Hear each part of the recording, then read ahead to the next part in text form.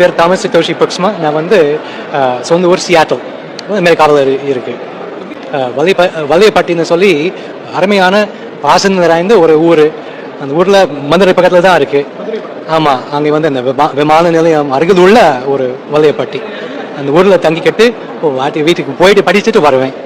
அந்த ஊர் மக்கள், அந்த கிராமிய மக்களோடு பேசும் பொழுது, பழகும் பொழுது எனக்கு பேச்சு வந்துருச்சு. படிக்கும் போது இந்த தமிழில் ஒரு இனிமை இருக்கு. தமிழ் பாட்டில், கவிதையில் அது விட இன்னும் ஒரு அருமையான ஒரு இனிமை, ஒரு இசை, ஒரு ஓசைநாயம் இருக்கு இல்லையா? அதுதான் எனக்கு வந்து ஓஹோ, இப்படி இருக்க முடியும் மொழி, இப்படி இருக்க முடியும் கவிதை. அது தமிழ்கிட்ட இருந்து தான் நான் கற்றுக்கிட்டேன். அது இப்போதான் சமீபத்தில் திருக்குறளை மொழிபெயர்த்திருக்கேன். அது மட்டும் இல்லாமல் கவிநாயகத்தோடு மொழிபெயர்த்திருக்கேன். எனக்கு வந்து புறநானூறு, குறுந்தொகை ரொம்ப பிடிச்சிருக்கு.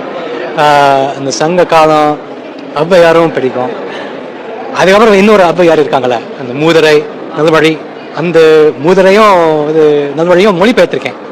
ஆண்டாள் திருப்பாவை அதுவும் படிச்சிருக்கேன். பாரதியாரும் ரொம்ப படிச்சிருக்கு.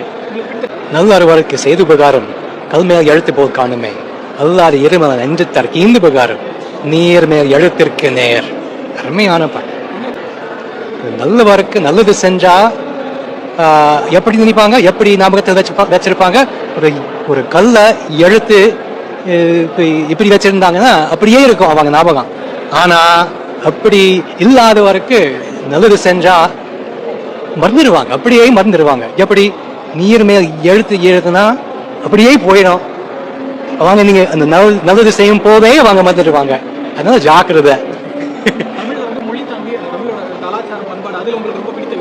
எனக்கு ரொம்ப பிடித்த விஷயம் என்னன்னா விருந்தோம்பல். அவரை வந்து யாராவது வந்தா வாங்க, உள்ளே வாங்க, ஊக்காருங்க, சாப்பிடுங்க, இருந்துட்டு போங்கன்னு நம்ம சொல்லுவோம் இல்லையா? அதை ரொம்ப நான் ரொம்ப பாராட்டுறேன். அடுத்து வந்து இப்போ ஆங்கிலத்தில் ஒரு நாவல் எழுதி இருக்கேன்.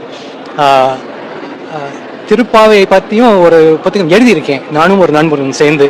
அது இன்னும் வெளியிடணும். இங்கனடான தமிழன். Hi bro, hi Dude.